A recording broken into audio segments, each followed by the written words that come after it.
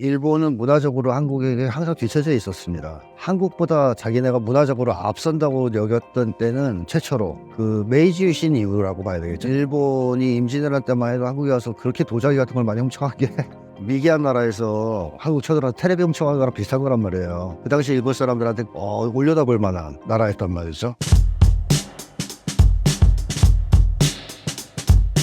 최근 일본에서 한국 문화를 모방하거나 수용하는 사례가 늘고 있는데, 이는 일본의 문화적 정체성에 어떤 변화를 가져오고 있나요? 일본의 문화라는 것이 내세울 만한 게 별로 없긴 했었어요. 그래서 이렇게 얘기하면 좀 너무 과하다고 할지 모르겠지만 그 과거에 이 일본은 문화적으로 한국에게 항상 뒤처져 있었습니다. 중국도 마찬가지, 중국에 대해서도 마찬가지고. 그래서 항상 문화적으로 한국 걸 수입하는 입장에 있었죠. 그러다가 일본이 한국보다 자기네가 문화적으로 앞선다고 여겼던 때는 최초로 여겼던 때는 그 메이지 유신 이후라고 봐야 되겠죠. 잠깐.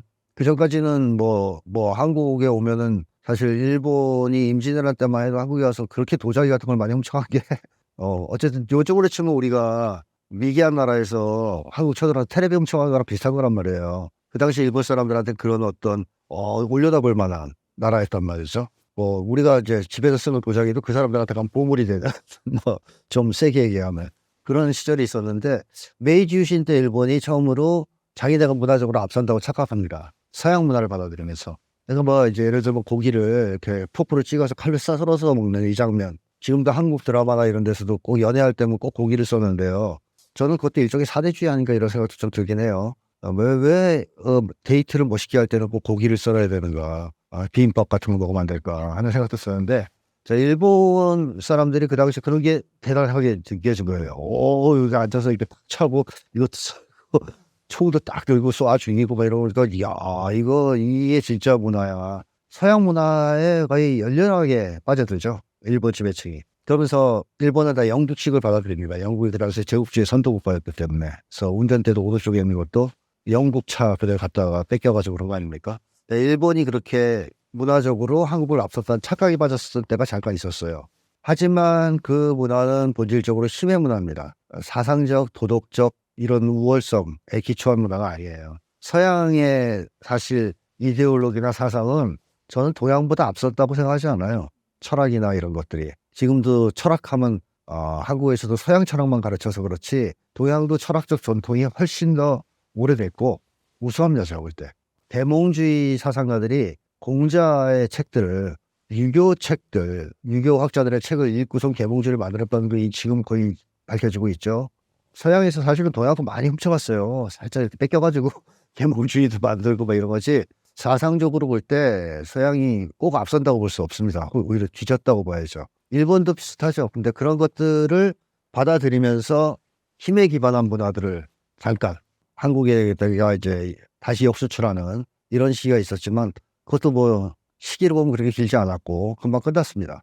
그러고 나서 일본이 경제적으로 성장할 때 일부 일본의 이 문화들이 한국에 들어오기도 했었어요. 뭐 예를 들면 한국의 TV 프로 뭐 이런 거 보면 다 일본 거 베껴서 만든 경우가 대부분이었습니다. 그 당시에. 그래서 실제로 일본 방송을 볼 수 있는 부산에서 그 일본 방송 보면 다음에 한국에서 또 나오는 거, 바로 나오는 거예요. 베껴가지고. 그 당시에 진짜로 그게 심했죠. 그때는 우리나라가 워낙 가난했고 전쟁 이후에 어려웠던 시기도 가난했고 경제 성장이 안 되다 보니까 일본 거를 베끼는 시기가 있었지만 그것도 시간이 지나면서 한국이 경제 성장이 좀 되고 사회가 안정화되면서 금방 추월하기 시작했습니다. 요즘에는 뭐 한류 같은 게 나오고 하면서 완전히 역전됐다고 봐야죠. 오히려 일본은 문화적 침체기에 오히려 들어가지 않았나 하는 생각이 들 정도로 침체했고 자 이런 것들이 일본인들한테는 굉장히 지금 힘든 어떤 정신적으로 힘든 상황을 만들어주지 않았나 저는 그런 생각이 좀 들거든요. 그래서 일본은 혼란스러워하기도 하고 또 일본은 다시 군국주의 꿈을 꾸기도 하고 그때 뭐 한국을 호령했던 시절이 좋았던 사람들은 또 일본은 아예 그냥 한국 거에 빠져들기도 합니다. 특히 젊은 층이 그래요. 젊은 층은 특별하게 그런 어떤 역사적 과거에 대해 얽매여 있지 않기 때문에 한국 것들을 보면서 매력을 느끼고 한국 것들을 이렇게 빠져들기도 합니다. 그리고 그 과정에서 한국의 문화가 들어가죠. 그러니까 한류라고 했을 때 한류 드라마나 이런 것들 영화나 하는 것의 특징은 외국인들이 분석한 글들도 좀 있는데요. 그 사람들이 제일 높게 꼽는 게 가족주의예요. 근데 이게 그 외국인들의 표현으로 가족주의고 제가 표현하는 방식이 아마 우리주의입니다. 한국 드라마는 그게 있어요. 끈끈한 우리주의가 있어요. 그게 가족을 중심으로 표현되는 경우가 많죠. 그래서 국제시장이라든가 얼마 전에 인기를 끌었던 폭삭 소가수다 같은 것도 그 강력한 우리주의, 가족주의가 있습니다. 이게 외국인들한테 주는 시사점이 굉장히 크다라고 저는 들었어요. 감동을 많이 받는데요. 한국인은 어쨌건 같이 하려고 그러고 서로 화합하고 화해하고 하나가 되는 걸 좋아하는 그 주제가 일맥상통 나온다는 거죠, 한류에. 이걸 보면서 외국인들이 매력적으로 느끼고 멋있다고 느끼고 자기들은 없던 것 혹은 잃었던 것이라고 생각하기도 하고, 이게 이제 외국인들이 느끼는 한류의 매력 중에 하나고, 또 하나는 한국 한류의 그 강력한 감정. 그 사람들은 이제 감정선이라고 표현하는데 한국 드라마 보면 감정 표현이 굉장히 강해요. 왜냐하면 한국 사람들이 원래 그래서 그래요. 감정 표현이 강렬하죠. 근데 일본만 해도 감정을 그렇게 강하게 표현하지 않거든요. 그래서 일본 드라마나 영화를 보시면 아주 잔잔한 호수 같아요. 감정 표현이 세지 않아서 아주 친절한 웃음과 적절한 표현. 그러다 정말 화났을 때 약간 한 번씩 터져 나오는 건데 그 욕도 별게 없잖아요. 몇 개 없어요. 빠가야로 하고 몇 개 하고 욕도 많지가 않아요, 한국에 비해서. 근데 한국은 굉장히 뭐 이제 잔잔한 호수가 아니라 경랑이 있는 바다. 그랬다 잠잠해졌다가 또 경랑이 있는 바다처럼 이 변화무쌍하단 말이에요. 이 감정 표현이. 이런 점이 굉장히 외국인들한테는 흥미로운가 봐요. 그리고 에너지가 있다고 느껴지고, 그 다음에 그러한 감정선을 잘 끌고 나가서 교차시켜서 부딪히기도 하고 정리도 하고 하는 것이 외국인들한테 매력적이다, 이렇게 느껴진다고 하는데, 그게 다 우리 민족성과 관련 있습니다. 그 한류에도 의연히 한국인의 그 민족성이 들어가 있다는 것이죠. 이거는 일본인들도 흡수가 되는 거죠. 조금씩 조금씩. 처음에 일본의 그 겨울연가가 히트했을 때도 그 일본 여성들이 그 반한 이유가 여성들을 존중하는 그 주인공의 남자 주인공의 태도, 이게 상당한 영향을 미쳤다고 하거든요. 일본 남성들은 여성을 그렇게 존중해주지 않거든요. 평등한 존재로. 근데 한국 남성, 그 드라마에 나온 남성은 생기기도 잘생겼는데 여성을 또 존중해주고 평등하게 돼요. 일본 여성들이 뼈 가는 거죠. 이러면서 또 남녀관계에 대한 생각을 다시 해볼 수도 있잖아요. 이런 식으로 문화는 결국 그 가치를 전파하는 수단이에요. 그래서 저는 일본에 한국 문화가 큰 영향을 미칠수록 한국인의 가치관이 일본에도 좀 영향을 미치고 확산될 수 있지 않을까 하는 생각을 합니다. 젊은 사람들은 일단 선입견이나 편견이나 이렇게 덜하죠. 나이 든 세대보다. 나이 든 세대는 뭐 아주 나이가 많은 세대들은 그렇고 조금 더 밑으로 내려가면 죄책감, 죄의식 같은 게 있어요. 한국에 나쁜 짓을 했다는. 이게 사실 중요한 문제거든요. 이 죄책감이나 죄의식이 있으면 그거를 진정으로 반성하고 사죄하고 처벌을 받아야 거기서 해방될 수 있는데, 일본은 그런 과정을 거치지 않았습니다. 그러다 보니까 그게 있으면 결국에는 상대방을 욕하는 쪽으로 자기 합리화를 해요. 얘네들이 잘못한 거야. 한국인은 열등해서 그래. 뭐 등등으로. 그래서 이런 게 어떤 사건도 일으키냐면 관동 대지진 당시에 일본 정부가 조선인들이 우울해서 독을 탔다는 유언비를 퍼뜨리자. 그러니까 일반 백성들이죠. 일본 백성들이 한국인들을 잡아다가 대량 학살을 하잖아요. 그러니까 이런 식으로 표출되기도 하기 때문에 사실상 그 세대는 죄가 있다고 생각하는 거죠, 한국에 대해서. 그러니까 거꾸로 가는 거야. 그러니까 오히려 혐한에 잘 빠져요. 그러면 자기가 저지른 죄가 자기를 덜 괴롭히니까. 근데 젊은 세대들은 이제 거기서 많이 자유로워졌단 말이에요. 그런 분위기에서 한국에 구체적으로 해를 끼친 게 없어요, 자기들은. 그러니까 젊은이들은 그런 어떤 죄의식, 선입견, 편견 이런 것들에서 좀 자유로운 편이고, 또 그다음에 젊은이들은 아무래도 기성세대에 비해서는 좀 더 자유주의적이니까 아무리 일본 사람이라 할지라도 정부에서 내리먹이는 그 역사 왜곡이라든가 정보 왜곡을 일방적으로 수용하지는 않습니다. 그리고 본인들이 직접 한국의 어떤 문물이라든가 이런 거를 접할 수 있는 기회도 열려 있죠. 인터넷 같은 게 발달했기 때문에. 그래서 일본 젊은 층은 옛날의 기성세대와는 달리 직접 한국 영화, 드라마, 노래 뭐 이런 거 문학작품 같은 걸 직접 접촉해요. 그 과정에서 자기들이 한국에 대한 인상을 형성시켜 나가죠. 그래서 젊은 세대로 오면 올수록 혐한 분위기는 줄어든다라고 얘기할 수 있고, 반면에 한국에 대한 우호적 태도는 증가한다고 말할 수 있습니다. 그래서 저는 전반적으로 젊은 세대, 일본 젊은 세대, 특히 한국의 어떤 대한 정보를 직접 접촉하는 세대일수록 한국에 대해서 비교적 상대적으로 올바른 인식을 가지고 있고 한국에 대한 태도도 우호적이다라고 생각해요. 최근 일본에서 한국 문화를 수용하는 사례가 늘고 있는데 이는 일본의 문화적 정체성에 어떤 변화를 가져오고 있나요? 요새 일본의 젊은 사람들을 중심으로 한국 문화를 많이 수용합니다. 그거는 예를 들면 이러한 시작은 물론 한류라든가 K-팝의 영향도 있지만 라인이라든가 이런 곳의 영향도 없지 않아 있습니다. 기타 한국 내에 여러 가지 SNS라든가 이런 것을 조금 알고 있는 일본인들은요, 한국의 SNS 메신저라든가 여러 가지가 있는데 그 안에서는 예를 들면 일본에 얻는 문화가 있다라는 것을 알게 됩니다. 어떤 문화냐? 예를 들면 애인끼리 만났는데 100일 정도가 되면 뭐 40일째도 그렇고 어떤 이벤트를 하잖아요. 이게 그 한국에서 일본에 많이 넘어갔습니다. 일본에서 그런 게 없어요. 그냥 생일이라든가 그때 뭐 축하해준다, 뭐 바렌타인데이라든가 이 정도 뭐 세계적인 그 보편적인 것은 있지만 만나서 40일째를 축하한다라든가 100일째를 축하한다라든가 이것은 한국에서 들어갔어요. 굉장히 일본 안에서 지금은 뭐 많이 일반화가 되었어요. 이런 식으로 한국 문화가 알게 모르게 많이 들어간 것입니다. 그리고 귀요미 댄스라든가 이게 뭐 예를 들면 그 이런 식으로 하는 그 뭐 여러 가지 뭐 이런 식으로 하는 거 있잖아요. 이게 다 한국에서 들어갔어요. 이게 한국의 드라마라든가 혹은 그 여러 가지 인터넷에서 나오는 것을 보면 아주 귀여운 것들이 많대요. 그것을 일본의 젊은 세대는 금방 흉내를 내요. 그리고 또 하나는 역시 이것은 K-팝의 엄청난 영향력이에요. 특히 일본에서 모아 전도부터 엄청난 그 퍼포먼스를 흉내내는 사람들이 많이 나타나기 시작한 거예요. 브레이크 댄스를 그런 식으로 마이클 잭슨처럼 할 수 있는 사람은 일본에 없었거든요. 근데 모아가 그것을 엄청나게 잘했잖아요. 근데 그거 흉내내기 시작해요.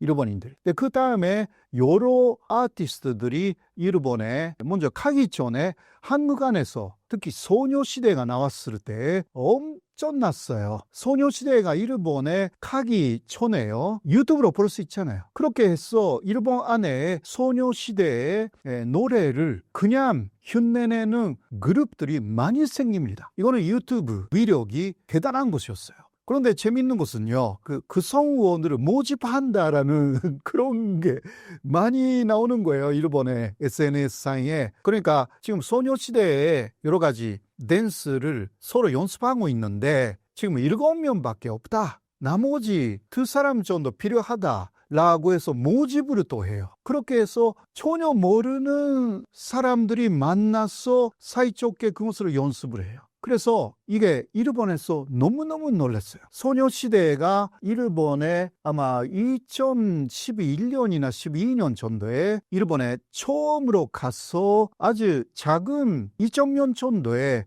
쇼케이스 공연을 했습니다. 2,000명 올까 말까 어른들은 생각했거든요. 그런데 2만 명 이상 보러 왔습니다. 그것도 거기에 모인 아이들은요, 특히 여자아이들이 많았는데 소녀시대에 춤을 추면서 모였어요. 그것을 보고 어른들이 너무너무 놀래가지고 K-팝의 위력을 확인한 거죠. 그렇게 하여서 그것이 한국 화장품이라든가 그런 식으로 발전이 돼가지고 일단 한국에서 뭔가 나오면 새로운 유행이 됐어요. 조금 그 나이가 많은 일본인들도 한국인들도 이해를 못해요. 세대가 다르니까. 조금 위의 세대는 아직도 일본이 위에 있고 한국은 따라간다. 그런데 젊은 세대는 반대가 됐어요. 진짜 한국이 먼저 가고 일본의 젊은 세대는 따라가는 것입니다. 이게 너무너무 다른 그러한 세대 인식 차이입니다. 그런 식으로 하여서 일본 젊은이들의 한국에 대한 그 인식은 아주 좋습니다.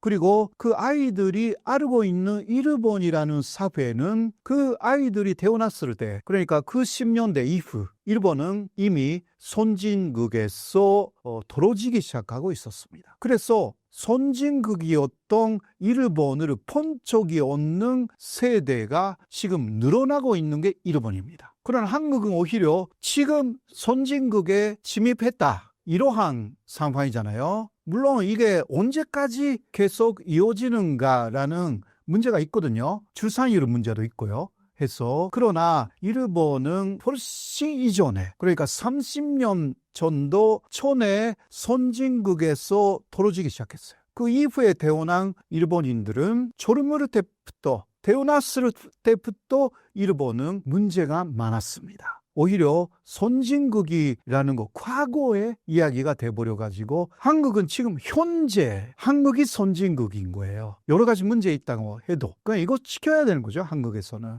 이거 지켜나가면 계속 일본은 지금도 극복하지 못해가지고요. 여러 일본 내의 사회적인 문제, 경제적인 문제, 기술적인 문제를 극복하지 못해가지고 지금 우왕좌왕하고 있어요. 예, 이러한 부분이 있기 때문에 일본은 그런 부분에서도 그렇게 되지 않도록 배워야 되고 한국은 출산율 문제라든가 인구 감소 문제라든가 이런 것을 해결해 나가면서 그 선진화라는 것을 가속화시켜야 된다. 그렇게 생각합니다. 최근 기사에서 젊은 일본인들이 한국어를 배운다고 하는데요. 실제로 그런 움직임이 있나요? 먼저 한국어를 배워야 된다라는 젊은이들이 꽤 많습니다. 이유는 노래를 이해하고 싶다라는 거예요. 처음 일본에 진출한 가수들은 그냥 일본말로 노래를 불렀죠. 처음 그러니까 보아는 완전히 일본말로 일본에서 노래를 했어요. 그게 곡은 한국의 곡이었지만 J-POP이 돼버린 거였어요. 그런데 카라라는 그룹가 나와가지고 카라는 일본어하고 한국어를 섞어서 부르기 시작했어요. 그래서 카라가 말하는 그 말이 뭐지? 라고 해서 일본 젊은이들은요 한국말을 배우기 시작했어요. 그러한 영향이 꽤 있었습니다. 그리고 또 아시다시피 한류 드라마 붐이 많이 일어나가지고 한국어를 배워야만이 많이 좀 이해가 된다라고 해서 한국말을 배우는 붐이 굉장히 일어났죠. 근데 한때는 또 중국말을 배우는 사람들도 많아졌기 때문에 제2 외국어로 영어는 확실하게 다 배우니까 그 다음에 어떤 언어를 배우냐라는 경쟁이 중국어하고 한국어가 됐어요. 그런데 중국하고 일본의 관계가 조금 떨어져 가지고요. 다시 한국어가 제2 외국어로서는 가장 위로 다시 한번 올라갔다. 라는 소식도 좀 있었습니다. 이거 앞으로 또 중국하고 일본의 관계가 좋아질 수도 있기 때문에 계속 경쟁 상태라고 할 수가 있는데요. 아무래도 일본 사람의 입장으로서는 한국어는 어순이 같아가지고 문법이 거의 비슷해요. 그러니까 쉽게 배울 수 있다라는 인식이 있어요. 한국인이 일본어가 쉽다고 느끼는 거하고 비슷하다고 할 수가 있습니다. 그래서 앞으로도 일본인들은 한국어를 많이 배울 거라고 생각이 됩니다. 일본의 한자 사용으로 인해 디지털 문맹이 증가한다고 하는데요. 디지털 시대의 한자 사용의 문제점은 어떤 게 있을까요? 아무래도 일본말을 키보드로 입력할 때 빨리빨리 못하죠.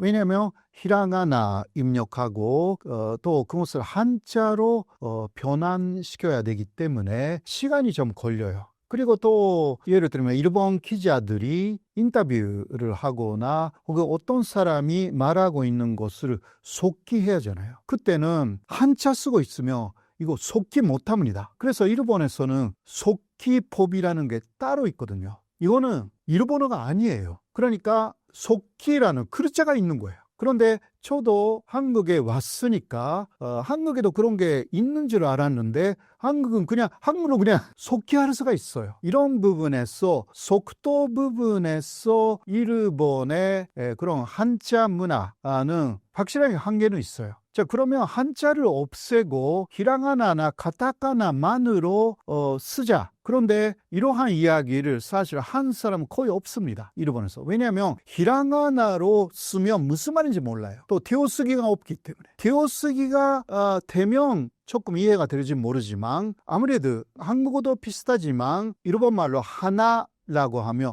꽃라는 뜻도 있지만 이거 nose 이것도 있기 때문에요. 그래서 히라가나로 하나라고 쓰면 어느 쪽인지 몰라요. 그러한 문제도 있기 때문에 한자가 있어야만 이해가 되는 게 일본인들의 감각이에요. 그렇기 때문에 한자가 여러 가지 불편함이 있다 하더라도 없앤다라는 논의는 없습니다. 이러한 것이 한국과는 조금 다른 부분이다라고 말씀드리죠.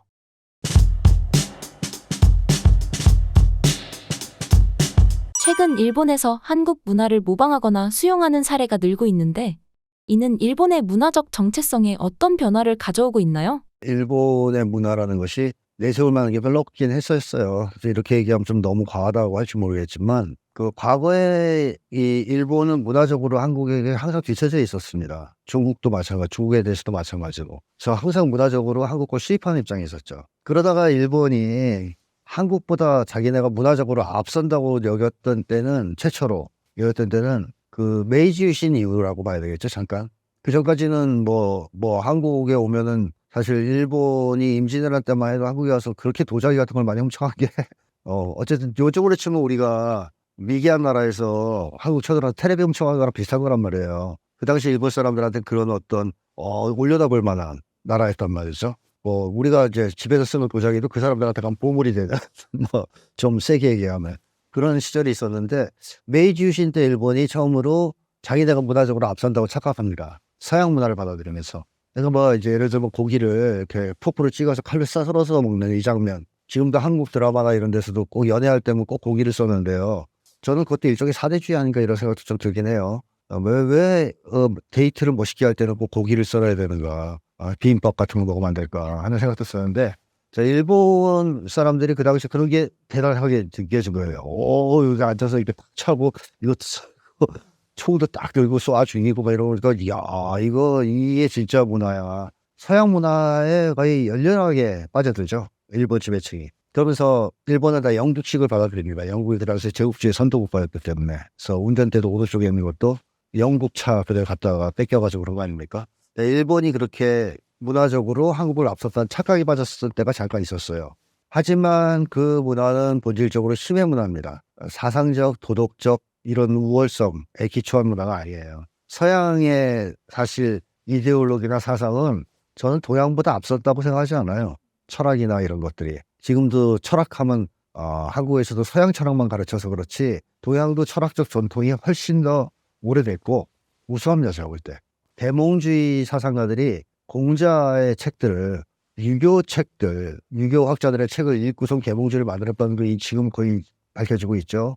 서양에서 사실은 동양도 많이 훔쳐갔어요. 살짝 이렇게 뺏겨가지고 계몽주의도 만들고 막 이런 거지. 사상적으로 볼 때 서양이 꼭 앞선다고 볼 수 없습니다. 오히려 뒤졌다고 봐야죠. 일본도 비슷하죠. 근데 그런 것들을 받아들이면서 힘에 기반한 문화들을 잠깐 한국에다가 이제 다시 역수출하는 이런 시기가 있었지만, 그것도 시기로 보면 그렇게 길지 않았고 금방 끝났습니다.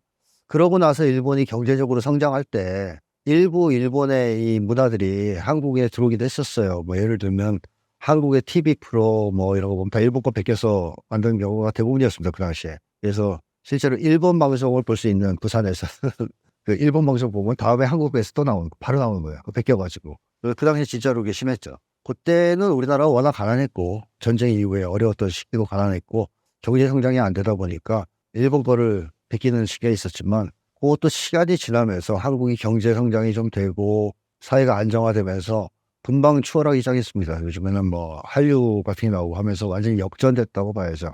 오히려 일본은 문화적 침체기에 오히려 들어가지 않았나 하는 생각이 들 정도로 침체했고, 자, 이런 것들이 일본인들한테는 굉장히 지금 힘든 어떤 정신적으로 힘든 상황을 만들어주지 않았나, 저는 그런 생각이 좀 들거든요. 그래서 일본은 혼란스러워하기도 하고, 또 일본은 다시 군국주의 꿈을 꾸기도 하고, 그때 한국을 호령했던 시절이 좋았던 사람들은, 또 일본은 아예 그냥 한국 거에 빠져들기도 합니다. 특히 젊은 층이 그래요. 젊은 층은 특별하게 그런 어떤 역사적 과거에 대해 얽매여 있지 않기 때문에 한국 것들을 보면서 매력을 느끼고 한국 것들을 이렇게 빠져들기도 합니다. 그리고 그 과정에서 한국의 문화가 들어가죠.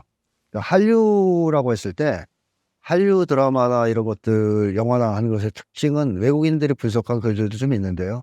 그 사람들이 제일 높게 꼽는 게 가족주의예요. 근데 이게 그 외국인들의 표현으로 가족주의고, 제가 표현하는 방식이라면 우리주의입니다. 한국 드라마는 그게 있어요. 끈끈한 우리주의가 있어요. 그게 가족을 중심으로 표현되는 경우가 많죠. 그래서 국제시장이라든가 얼마 전에 인기를 끌었던 폭삭 소가수다 같은 것도 그 강력한 우리주의, 가족주의가 있습니다. 이게 외국인들한테 주는 시사점이 굉장히 크다라고 저는 들었어요. 감동을 많이 받는데요. 한국인은 어쨌건 같이 하려고 그러고 서로 화합하고 화해하고 하나가 되는 걸 좋아하는 그 주제가 일맥상통 나온다는 거죠, 한류에. 이걸 보면서 외국인들이 매력적으로 느끼고 멋있다고 느끼고 자기들은 없던 것 혹은 잃었던 것이라고 생각하기도 하고, 이게 이제 외국인들이 느끼는 한류의 매력 중에 하나고, 또 하나는 한국 한류의 그 강력한 감정. 그 사람들은 이제 감정선이라고 표현하는데 한국 드라마 보면 감정 표현이 굉장히 강해요. 왜냐하면 한국 사람들이 원래 그래서 그래요.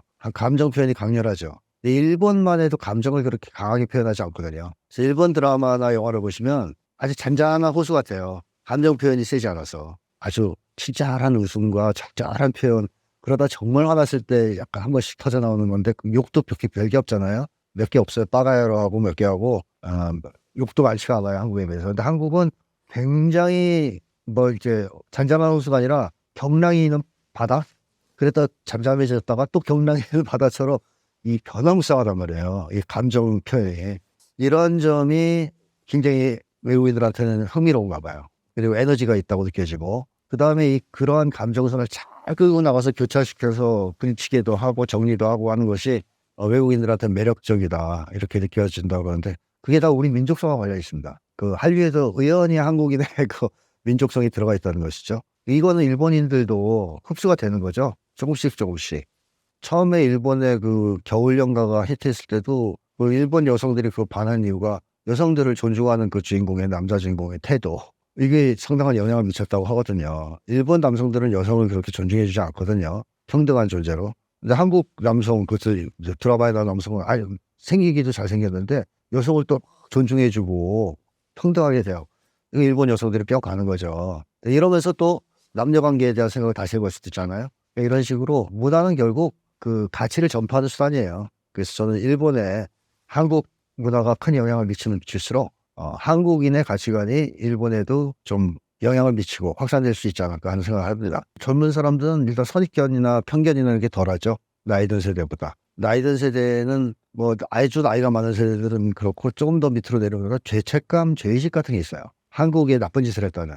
이게 사실 중요한 문제거든요. 이 죄책감이나 죄의식이 있으면 그거를 진정으로 반성하고 사죄하고 처벌을 받아야 거기서 해방될 수 있는데, 일본은 그런 과정을 거치지 않았습니다. 그러다 보니까 그게 있으면 결국에는 상대방을 욕하는 쪽으로 자기 합리화를 해요. 얘네들이 잘못한 거야. 한국인은 열등해서 그래.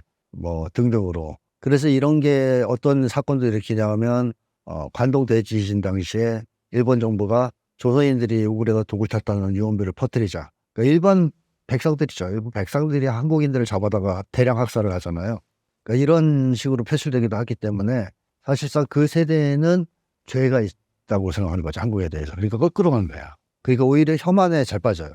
그러면 자기가 저지른 죄가 자기를 덜 괴롭히니까. 근데 젊은 세대들은 이제 거기서 많이 자유로워졌단 말이에요. 그런 분위기에서 한국에 구체적으로 해를 끼친 게 없어요, 자기들은. 그러니까 젊은이들은 그런 어떤 죄의식, 선입견, 편견 이런 것들에서 좀 자유로운 편이고, 또 그다음에 젊은이들은 아무래도 기성세대에 비해서는 좀 더 자유주의적이니까, 아무리 일본 사람이라 할지라도 정부에서 내리먹이는 그 역사 왜곡이라든가 정보 왜곡을 일방적으로 수용하지는 않습니다. 그리고 본인들이 직접 한국의 어떤 문물이라든가 이런 거를 접할 수 있는 기회도 열려 있죠. 인터넷 같은 게 발달했기 때문에.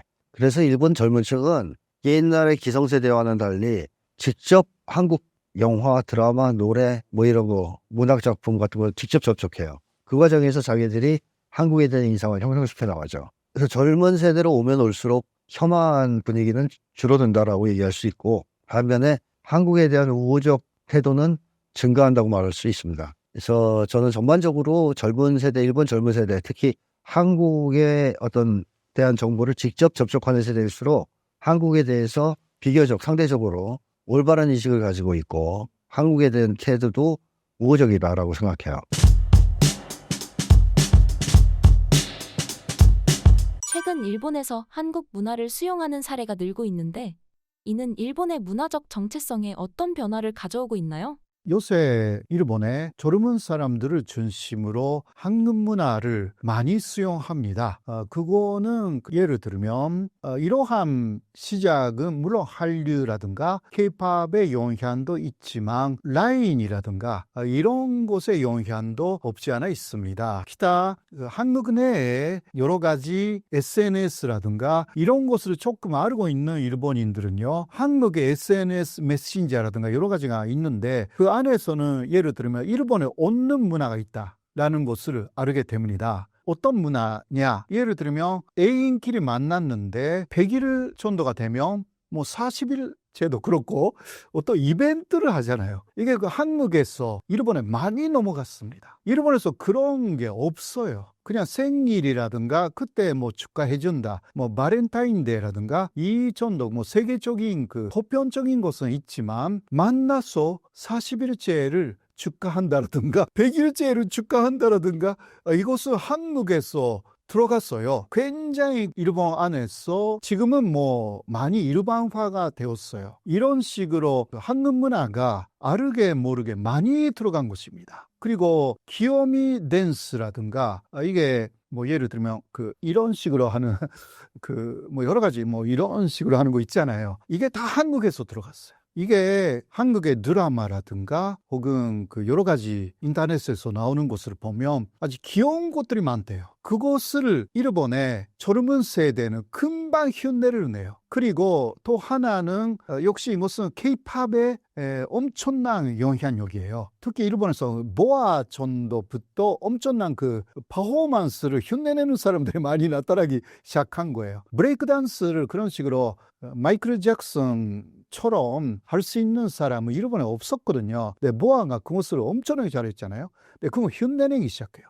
일본인들이. 근데 그 다음에 여러 아티스트들이 일본에 먼저 가기 전에 한국 안에서 특히 소녀시대가 나왔을 때 엄청났어요. 소녀시대가 일본에 가기 전에요. 유튜브로 볼 수 있잖아요. 그렇게 해서 일본 안에 소녀시대의 노래를 그냥 흉내내는 그룹들이 많이 생깁니다. 이거는 유튜브 위력이 대단한 것이었어요. 그런데 재밌는 것은요, 그 성우원들을 모집한다라는 그런 게 많이 나오는 거예요, 일본의 SNS상에. 그러니까 지금 소녀시대에 여러 가지 댄스를 서로 연습하고 있는데 지금 7명밖에 없다. 나머지 2사람 정도 필요하다. 라고 해서 모집을 또 해요. 그렇게 해서 전혀 모르는 사람들이 만나서 사이좋게 그것을 연습을 해요. 그래서 이게 일본에서 너무너무 놀랐어요. 소녀시대가 일본에 아마 2011년이나 12년 정도에 일본에 처음으로 가서 아주 작은 2,000명 정도의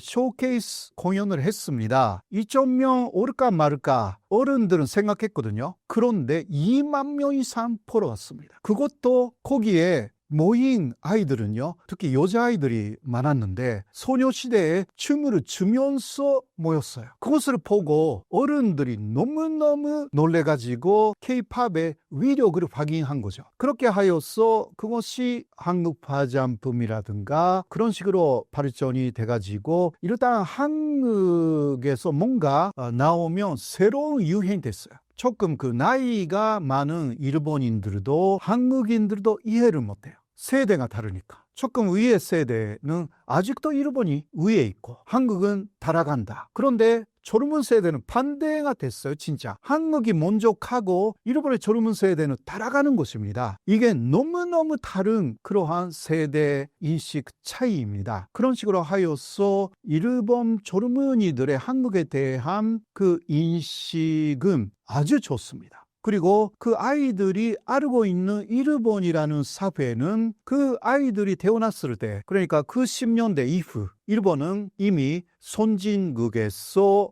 떨어지기 시작하고 있었습니다. 그래서 선진국이었던 일본을 본 적이 없는 세대가 지금 늘어나고 있는 게 일본입니다. 그러나 한국은 오히려 지금 선진국에 침입했다. 이러한 상황이잖아요. 물론 이게 언제까지 계속 이어지는가라는 문제가 있거든요. 출산율 문제도 있고요.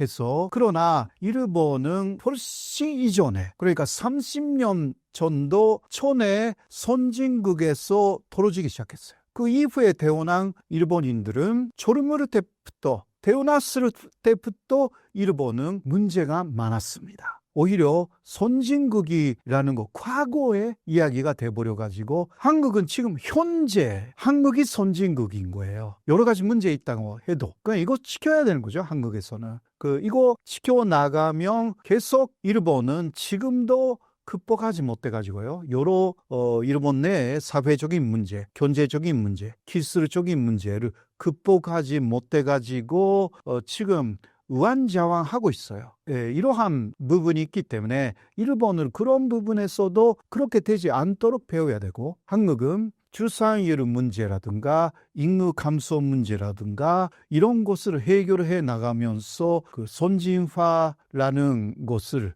가속화시켜야 된다. 그렇게 생각합니다. 최근 기사에서 젊은 일본인들이 한국어를 배운다고 하는데요. 실제로 그런 움직임이 있나요? 먼저 한국어를 배워야 된다라는 젊은이들이 꽤 많습니다. 이유는 노래를 이해하고 싶다라는 거예요. 처음 일본에 진출한 가수들은 그냥 일본말로 노래를 불렀죠. 처음 그러니까 보아는 완전히 일본말로 일본에서 노래를 했어요. 그게 곡은 한국의 곡이었지만 J-POP이 돼버린 거였어요. 그런데 카라라는 그룹가 나와가지고 카라는 일본어하고 한국어를 섞어서 부르기 시작했어요. 그래서 카라가 말하는 그 말이 뭐지? 라고 해서 일본 젊은이들은요 한국말을 배우기 시작했어요. 그러한 영향이 꽤 있었습니다. 그리고 또 아시다시피 한류 드라마 붐이 많이 일어나가지고 한국어를 배워야만이 많이 좀 이해가 된다라고 해서 한국말을 배우는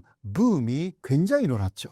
근데 한때는 또 중국말을 배우는 사람들도 많아졌기 때문에 제2 외국어로 영어는 확실하게 다 배우니까 그 다음에 어떤 언어를 배우냐라는 경쟁이 중국어하고 한국어가 됐어요. 그런데 중국하고 일본의 관계가 조금 떨어져 가지고요. 다시 한국어가 제2 외국어로서는 가장 위로 다시 한번 올라갔다. 라는 소식도 좀 있었습니다. 이거 앞으로 또 중국하고 일본의 관계가 좋아질 수도 있기 때문에 계속 경쟁 상태라고 할 수가 있는데요. 아무래도 일본 사람의 입장으로서는 한국어는 어순이 같아가지고 문법이 거의 비슷해요. 그러니까 쉽게 배울 수 있다라는 인식이 있어요. 한국인이 일본어가 쉽다고 느끼는 거하고 비슷하다고 할 수가 있습니다. 그래서 앞으로도 일본인들은 한국어를 많이 배울 거라고 생각이 됩니다. 일본의 한자 사용으로 인해 디지털 문맹이 증가한다고 하는데요. 디지털 시대의 한자 사용의 문제점은 어떤 게 있을까요? 아무래도 일본말을 키보드로 입력할 때 빨리빨리 못하죠. 왜냐하면 히라가나 입력하고 또 그것을 한자로 변환시켜야 되기 때문에 시간이 좀 걸려요. 그리고 또 예를 들면 일본 기자들이 인터뷰를 하거나 혹은 어떤 사람이 말하고 있는 것을 속기해야 하잖아요. 그때는 한자 쓰고 있으면 이거 속기 못합니다. 그래서 일본에서는 속기법이라는 게 따로 있거든요. 이거는 일본어가 아니에요. 그러니까 속기라는 글자가 있는 거예요. 그런데 저도 한국에 왔으니까 한국에도 그런 게 있는 줄 알았는데 한국은 그냥 한국으로 그냥 속기할 수가 있어요. 이런 부분에서 속도 부분에서 일본의 그런 한자 문화는 확실하게 한계는 있어요. 자, 그러면 한자를 없애고 히라가나나 카타카나만으로 쓰자. 그런데 이러한 이야기를 사실 한 사람은 거의 없습니다. 일본에서. 왜냐하면 히라가나로 쓰면 무슨 말인지 몰라요. 또 띄어쓰기가 없기 때문에. 띄어쓰기가 되면 조금 이해가 될지 모르지만 아무래도 한국어도 비슷하지만 일본말로 하나라고 하면 꽃라는 뜻도 있지만 이거 nose 이것도 있기 때문에요. 그래서 히라가나로 하나라고 쓰면 어느 쪽인지 몰라요. 그러한 문제도 있기 때문에 한자가 있어야만 이해가 되는 게 일본인들의 감각이에요. 그렇기 때문에 한자가 여러 가지 불편함이 있다 하더라도 없앤다라는 논의는 없습니다. 이러한 것이 한국과는 조금 다른 부분이다 라고 말씀드리죠. 최근 일본에서 한국 문화를 모방하거나 수용하는 사례가 늘고 있는데, 이는 일본의 문화적 정체성에 어떤 변화를 가져오고 있나요? 일본의 문화라는 것이 내세울 만한 게 별로 없긴 했었어요. 그래서 이렇게 얘기하면 좀 너무 과하다고 할지 모르겠지만, 그 과거에 이 일본은 문화적으로 한국에게 항상 뒤처져 있었습니다. 중국도 마찬가지, 중국에 대해서도 마찬가지고. 그래서 항상 문화적으로 한국과 수입하는 입장에 있었죠. 그러다가 일본이 한국보다 자기네가 문화적으로 앞선다고 여겼던 때는, 최초로 여겼던 때는 그 메이지 유신 이후라고 봐야 되겠죠, 잠깐. 그 전까지는 뭐 한국에 오면은 사실 일본이 임진왜란 할 때만 해도 한국에 와서 그렇게 도자기 같은 걸 많이 훔쳐간 게, 어쨌든 요쪽으로 치면 우리가 미개한 나라에서 한국 쳐들어서 텔레비 훔쳐간 거랑 비슷한 거란 말이에요. 그 당시 일본 사람들한테 그런 어떤, 올려다볼 만한 나라였단 말이죠. 우리가 이제 집에서 쓰는 도자기도 그 사람들한테 가면 보물이 되는, 좀 세게 얘기하면.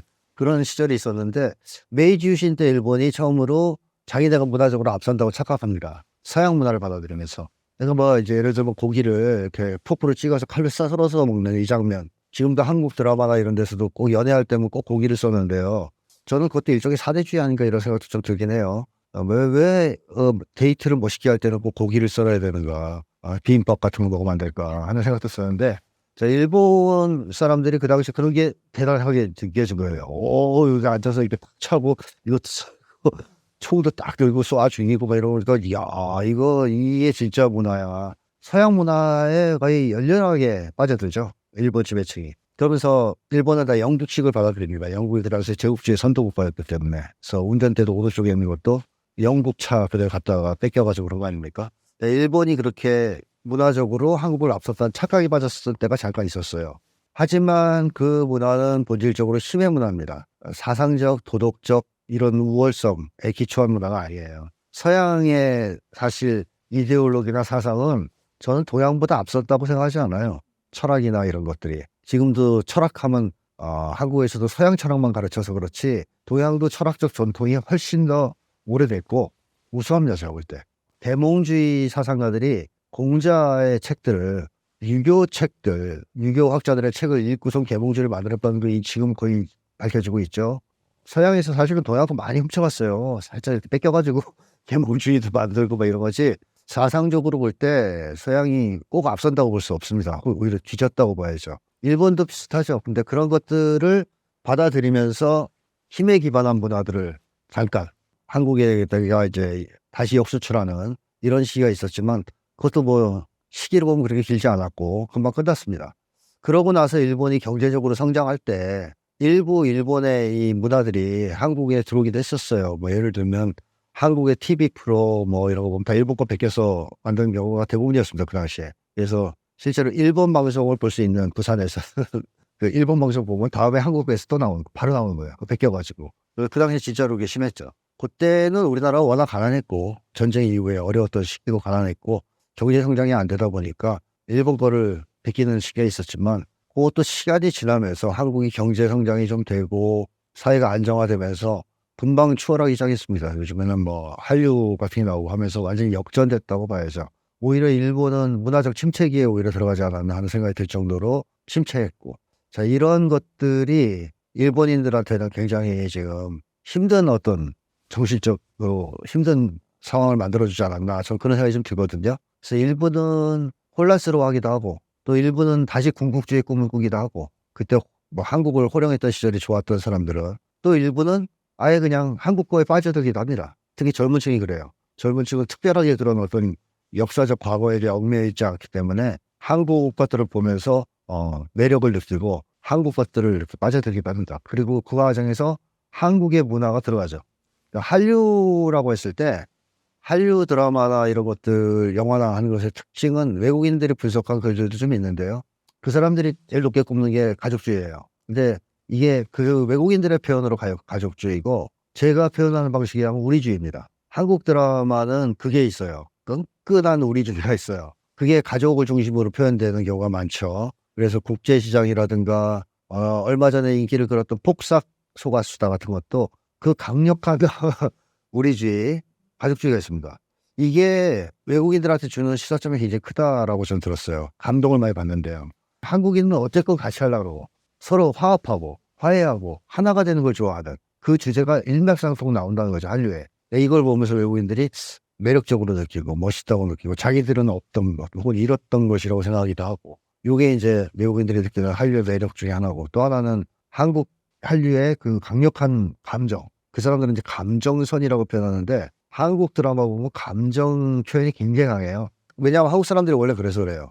감정 표현이 강렬하죠. 근데 일본만 해도 감정을 그렇게 강하게 표현하지 않거든요. 그래서 일본 드라마나 영화를 보시면 아주 잔잔한 호수 같아요. 감정 표현이 세지 않아서 아주 친절한 웃음과 적절한 표현.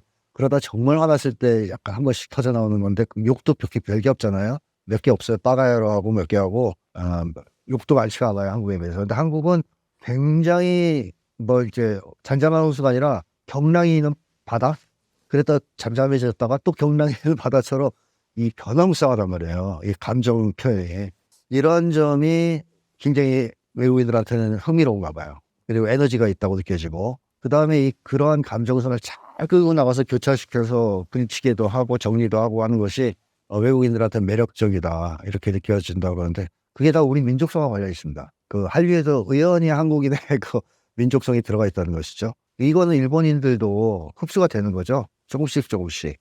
처음에 일본의 그 겨울연가가 히트했을 때도 그 일본 여성들이 그 반한 이유가 여성들을 존중하는 그 주인공의 남자 주인공의 태도, 이게 상당한 영향을 미쳤다고 하거든요. 일본 남성들은 여성을 그렇게 존중해주지 않거든요. 평등한 존재로. 근데 한국 남성, 그것을 드라마에 나온 남성은 생기기도 잘생겼는데 여성을 또 존중해주고 평등하게 돼요.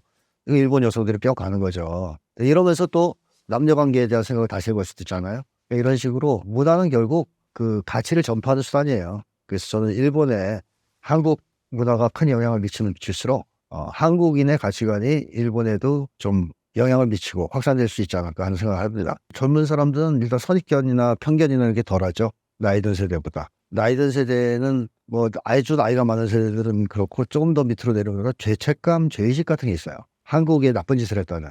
이게 사실 중요한 문제거든요. 이 죄책감이나 죄의식이 있으면 그거를 진정으로 반성하고 사죄하고 처벌을 받아야 거기서 해방될 수 있는데, 일본은 그런 과정을 거치지 않았습니다.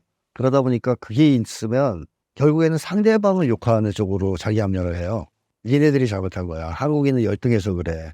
뭐 등등으로. 그래서 이런 게 어떤 사건도 일으키냐면 관동 대지진 당시에 일본 정부가 조선인들이 우글에다 독을 탔다는 유언비를 퍼뜨리자. 그러니까 일반 백성들이죠. 일본 백성들이 한국인들을 잡아다가 대량 학살을 하잖아요.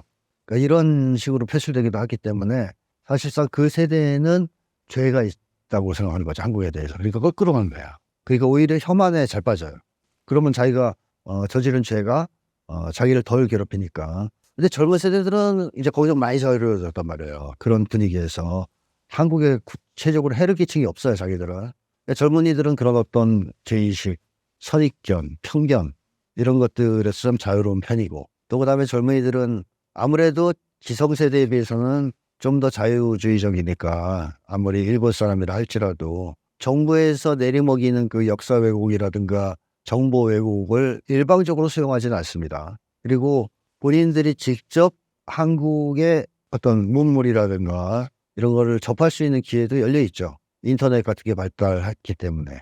그래서 일본 젊은 층은 옛날의 기성세대와는 달리 직접 한국 영화, 드라마, 노래 뭐 이런 거, 문학작품 같은 걸 직접 접촉해요. 그 과정에서 자기들이 한국에 대한 인상을 형성시켜 나가죠. 그래서 젊은 세대로 오면 올수록 혐한 분위기는 줄어든다라고 얘기할 수 있고, 반면에 한국에 대한 우호적 태도는 증가한다고 말할 수 있습니다. 그래서 저는 전반적으로 젊은 세대, 일본 젊은 세대, 특히 한국의 어떤 대한 정보를 직접 접촉하는 세대일수록 한국에 대해서 비교적 상대적으로 올바른 인식을 가지고 있고 한국에 대한 태도도 우호적이다라고 생각해요.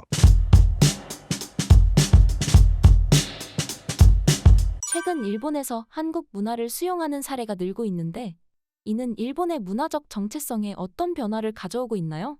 요새 일본에 젊은 사람들을 중심으로 한국 문화를 많이 수용합니다. 그거는 예를 들면 이러한 시작은 물론 한류라든가 K-팝의 영향도 있지만 라인이라든가 이런 곳의 영향도 없지 않아 있습니다. 기타 한국 내에 여러 가지 SNS라든가 이런 것을 조금 알고 있는 일본인들은요, 한국의 SNS 메신저라든가 여러 가지가 있는데 그 안에서는 예를 들면 일본에 얻는 문화가 있다라는 것을 알게 됩니다. 어떤 문화냐? 예를 들면 애인끼리 만났는데 100일 정도가 되면 뭐 40일 제도 그렇고 어떤 이벤트를 하잖아요. 이게 그 한국에서 일본에 많이 넘어갔습니다. 일본에서 그런 게 없어요. 그냥 생일이라든가 그때 뭐 축하해준다, 뭐 바렌타인데이라든가 이 정도 뭐 세계적인 그 보편적인 것은 있지만 만나서 40일째를 축하한다라든가 100일째를 축하한다라든가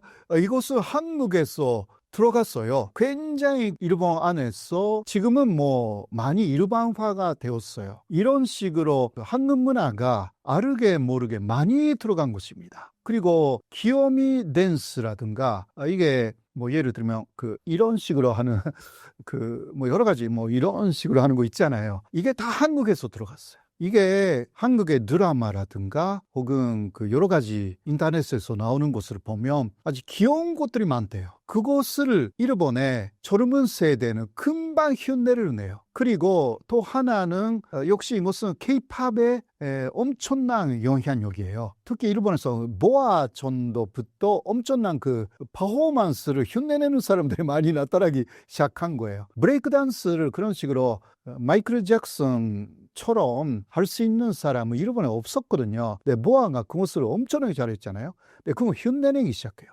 일본인들이. 근데 그 다음에 여러 아티스트들이 일본에 먼저 가기 전에 한국 안에서 특히 소녀시대가 나왔을 때 엄청났어요. 소녀시대가 일본에 가기 전에요. 유튜브로 볼 수 있잖아요. 그렇게 해서 일본 안에 소녀시대의 노래를 그냥 흉내내는 그룹들이 많이 생깁니다. 이거는 유튜브 위력이 대단한 것이었어요. 그런데 재밌는 것은요, 그 성우원들을 모집한다라는 그런 게 많이 나오는 거예요. 일본의 SNS상에. 그러니까 지금 소녀시대에 여러 가지 댄스를 서로 연습하고 있는데 지금 7명밖에 없다. 나머지 2사람 정도 필요하다. 라고 해서 모집을 또 해요. 그렇게 해서 전혀 모르는 사람들이 만나서 사이좋게 그것을 연습을 해요. 그래서 이게 일본에서 너무너무 놀랐어요. 소녀시대가 일본에 아마 2011년이나 12년 정도에 일본에 처음으로 가서 아주 작은 2,000명 정도의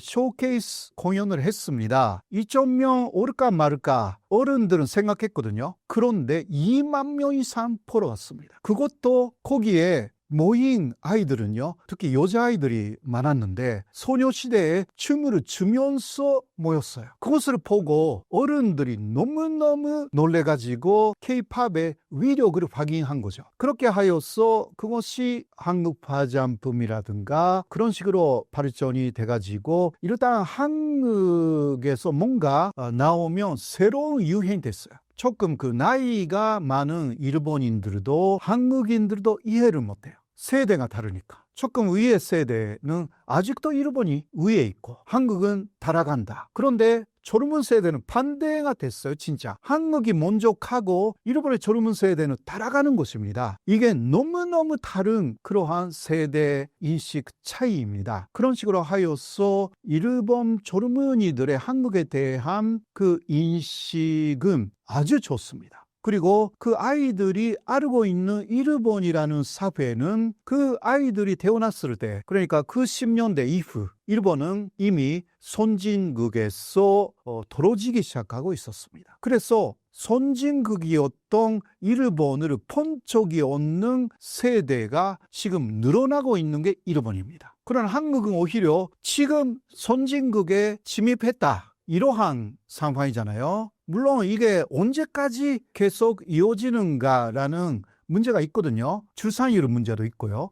해서 그러나 일본은 훨씬 이전에 그러니까 30년 전도 전에 선진국에서 떨어지기 시작했어요. 그 이후에 태어난 일본인들은 조르무르 때부터 태어났을 때부터 일본은 문제가 많았습니다. 오히려 선진국이라는 거 과거의 이야기가 돼버려가지고 한국은 지금 현재 한국이 선진국인 거예요. 여러 가지 문제 있다고 해도 그냥 이거 지켜야 되는 거죠. 한국에서는 이거 지켜나가면 계속 일본은 지금도 극복하지 못해가지고요. 여러 일본 내의 사회적인 문제, 경제적인 문제, 기술적인 문제를 극복하지 못해가지고 지금 우왕좌왕하고 있어요. 예, 이러한 부분이 있기 때문에 일본은 그런 부분에서도 그렇게 되지 않도록 배워야 되고 한국은 출산율 문제라든가 인구 감소 문제라든가 이런 것을 해결해 나가면서 그 선진화라는 것을 가속화시켜야 된다. 그렇게 생각합니다. 최근 기사에서 젊은 일본인들이 한국어를 배운다고 하는데요. 실제로 그런 움직임이 있나요? 먼저 한국어를 배워야 된다라는 젊은이들이 꽤 많습니다. 이유는 노래를 이해하고 싶다라는 거예요. 처음 일본에 진출한 가수들은 그냥 일본말로 노래를 불렀죠. 처음 그러니까 보아는 완전히 일본말로 일본에서 노래를 했어요. 그게 곡은 한국의 곡이었지만 J-POP이 돼버린 거였어요. 그런데 카라라는 그룹가 나와가지고 카라는 일본어하고 한국어를 섞어서 부르기 시작했어요. 그래서 카라가 말하는 그 말이 뭐지? 라고 해서 일본 젊은이들은요 한국말을 배우기 시작했어요. 그러한 영향이 꽤 있었습니다. 그리고 또 아시다시피 한류 드라마 붐이 많이 일어나가지고 한국어를 배워야만이 많이 좀 이해가 된다라고 해서 한국말을 배우는 붐이 굉장히 일어났죠. 근데 한때는 또 중국말을 배우는 사람들도 많아졌기 때문에 제2 외국어로 영어는 확실하게 다 배우니까 그 다음에 어떤 언어를 배우냐라는 경쟁이 중국어하고 한국어가 됐어요. 그런데 중국하고 일본의 관계가 조금 떨어져 가지고요. 다시 한국어가 제2 외국어로서는 가장 위로 다시 한번 올라갔다. 라는 소식도 좀 있었습니다. 이거 앞으로 또 중국하고 일본의 관계가 좋아질 수도 있기 때문에 계속 경쟁 상태라고 할 수가 있는데요. 아무래도 일본 사람의 입장으로서는 한국어는 어순이 같아가지고 문법이 거의 비슷해요. 그러니까 쉽게 배울 수 있다라는 인식이 있어요. 한국인이 일본어가 쉽다고 느끼는 거하고 비슷하다고 할 수가 있습니다. 그래서 앞으로도 일본인들은 한국어를 많이 배울 거라고 생각이 됩니다. 일본의 한자 사용으로 인해 디지털 문맹이 증가한다고 하는데요. 디지털 시대의 한자 사용의 문제점은 어떤 게 있을까요? 아무래도 일본말을 키보드로 입력할 때 빨리빨리 못하죠.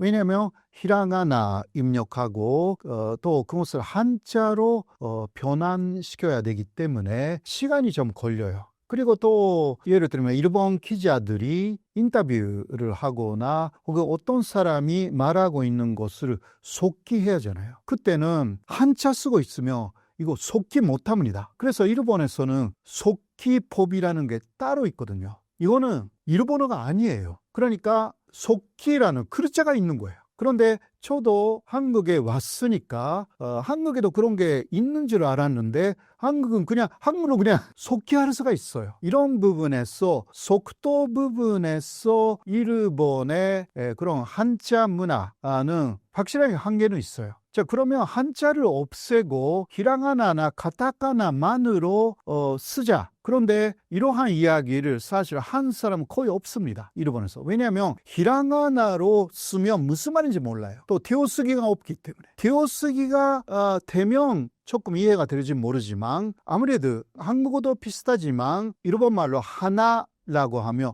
꽃라는 뜻도 있지만 이거 nose 이것도 있기 때문에요. 그래서 히라가나로 하나라고 쓰면 어느 쪽인지 몰라요. 그러한 문제도 있기 때문에 한자가 있어야만 이해가 되는 게 일본인들의 감각이에요. 그렇기 때문에 한자가 여러 가지 불편함이 있다 하더라도 없앤다라는 논의는 없습니다. 이러한 것이 한국과는 조금 다른 부분이다 라고 말씀드리죠.